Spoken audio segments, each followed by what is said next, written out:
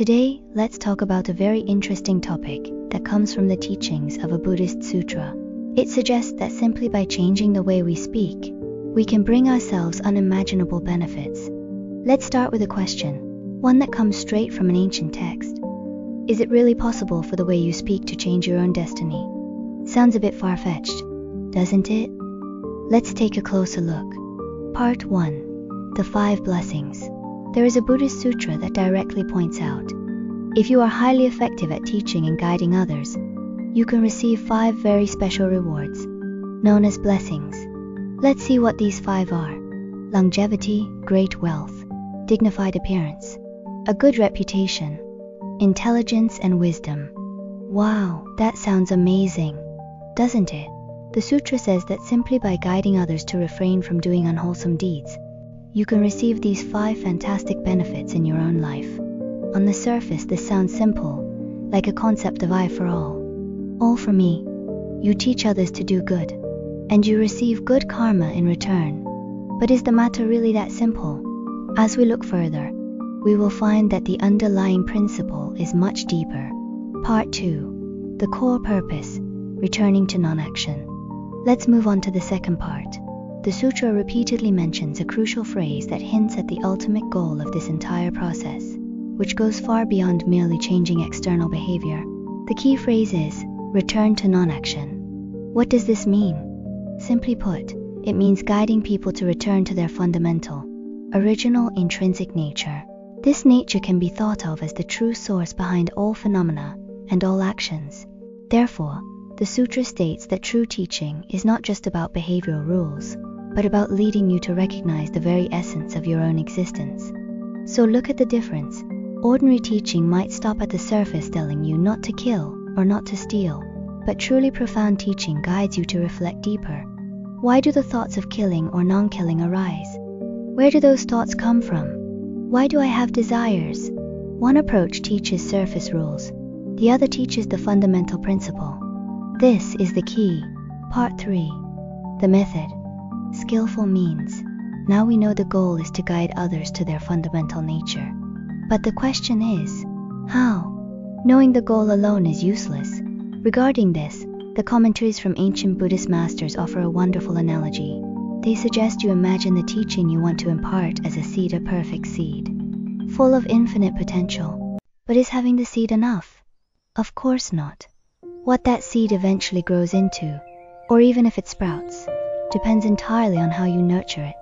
So the master said this, you can nourish it with fertilizer and water, or you can destroy it with gasoline and kerosene. Isn't that analogy incredibly apt? It highlights one crucial point. The way you transmit the teaching is everything.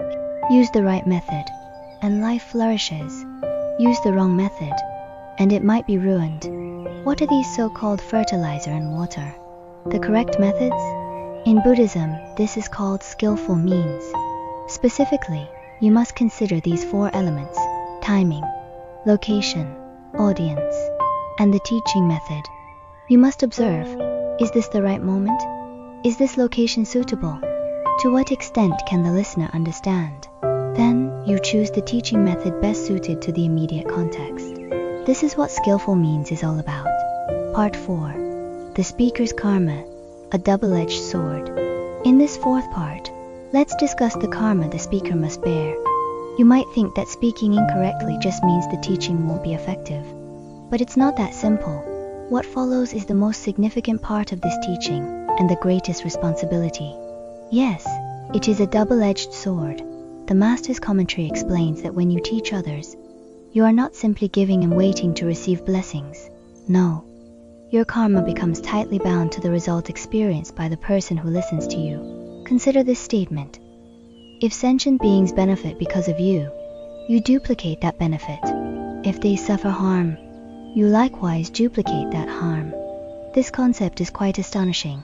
It means that whatever karmic result, good or bad, your words generate in others, you, as the speaker, will completely duplicate a portion of that result for yourself.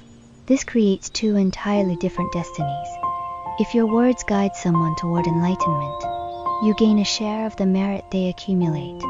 This explains those 5 blessings mentioned earlier.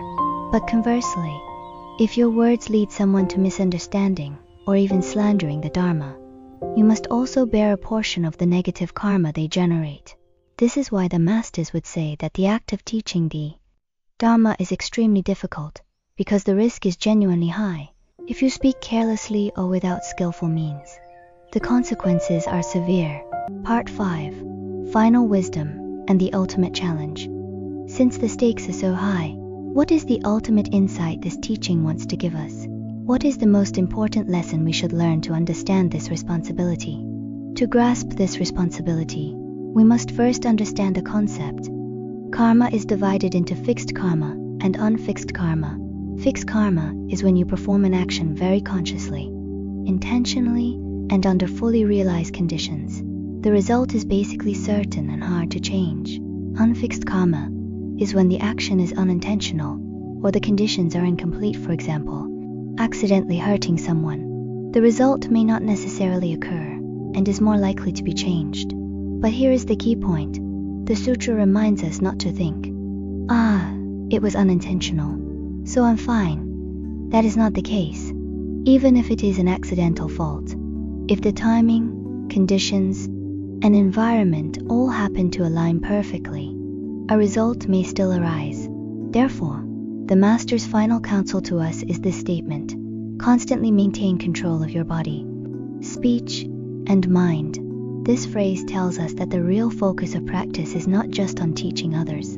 It is about returning to ourselves and practicing constant, clear awareness of our own physical actions, our words, and our thoughts. So, after all this discussion, this teaching ultimately leaves us with a profound question and a challenge. We must recognize that every word we speak is like a seed. It not only plants a future for the listener, but also simultaneously plants a future for ourselves.